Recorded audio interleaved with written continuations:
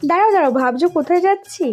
দেখতেই পাচ্ছ তোমাদের দাদা ভাই আর তোমাদের হিরোকে বিয়ে বাড়ি যাচ্ছে। ওদেরকে বললাম আমার ভিডিওটা নাও, ওরা আমার ভিডিওটা নেয়নি, ওদের ভিডিওটাই আমি করছি। আমি আজকে ক্যামেরাম্যান হয়েছি। আর কি করব বলো, সবসময় তো আর আমার ক্যামেরাম্যানদেরকে পাওয়া যায় না, আমাকেও একটু মাঝে মাঝে ক্যামেরাম্যান হতে হয়।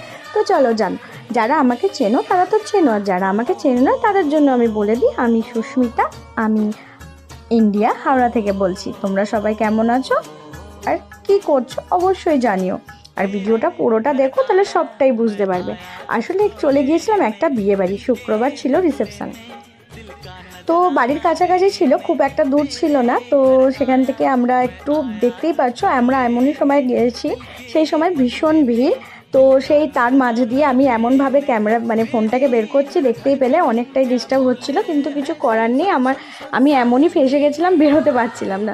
তো যাই হোক, তোমাদের হিরোবাবু দেখো গিফট দেওয়ার জন্য স্টেজে উঠে পড়েছে, নিউ কাপলকে দিয়ে দিল, গিফটটা দিয়ে নেমে আসছে। আমি বললাম দাঁড়াও বাবু একটা ফটো তুলবো, ও শুনলো না, তারপরে আবার উঠলো। ওঠার পরে দেখো এখানে ফটো ক্লিক করছিলাম, তারপরে আমরা একটু ওয়েট করলাম, একটু স্টার্টার খেয়েছিলাম, খাওয়ার পর আমরা উপরে মেন মেনুতে চলে গেলাম।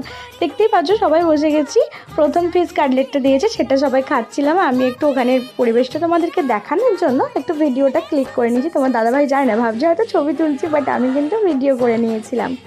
তো এখানে পাশের টেবিলগুলো থেকে অনেকে খাওয়া দাওয়া হয়ে গেছে, তারা বেরিয়ে যাচ্ছিলো, আর আমরা সবে মাত্র বসেছিলাম, আমাদের সেই খাবার সবে পড়েছে, আমরা খাওয়া স্টার্ট করছি। তোমাদের হিরোকে দেখো ফিশ কাটলেট, আসলে ওর সেদিনকে একটু শরীরটা খারাপ ছিল, তাও ওর মুখে ওই জিনিসটার জন্য ভালো লাগছিলো, খেতে খেতে আবার বলছে মাম্মা মামার দিকে ঘোরাও, আমাকে দেখাও, দেখো কিভাবে খায়। তো যাই হোক, ও তো দুষ্টু, জানোই বাচ্চারা তো দুষ্টুমি করবেই। দেখো তোমাদেরকে দেখাচ্ছে, খাবে নাকি? দেখেছো দেখেছো কি তোমাদেরকে লোভ দেখাচ্ছে খাওয়ার জন্য। তো যাই হোক দেখো, এবার ওখানে তো আসলে একটু অসুবিধা হচ্ছিলো, কারণ অনেক লোকজন ছিল। তো সেখানের মধ্যে একটু ভিডিও করা একটু সত্যি চাপে, যারা করো আমার মতো তারা জানো অবশ্যই, এটা বলার কথা না। তো যাই হোক, দেখতেই পাচ্ছ প্রচুর মানে ভিড়, ভালোই লোকজন ছিল, আর আমরা ঠিক খুব কষ্ট করে বসেছিলাম। তো যাই হোক, খাওয়া দাওয়া হয়ে গেল, দেখা টাকা করে আমরা এবার বাইরের দিকে বেরিয়ে এসেছিলাম। তো তোমাদের দাদাভাইকে বলছিলাম না একটা ভিডিও নাও আমাদের, আমার তো ভিডিওই নেই, তোমরা দেখতেই পেলে খুব কম আছে। তোমার আমি ঢোকার সময় নিয়েছিলাম, তো আমরা বেরোচ্ছি, এবার বেরোবার সময় তুমি নাও আমাদের।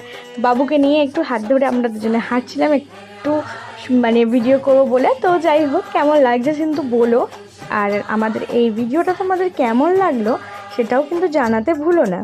আশা করি ভালো লেগেছে। আবার কোনো ভিডিও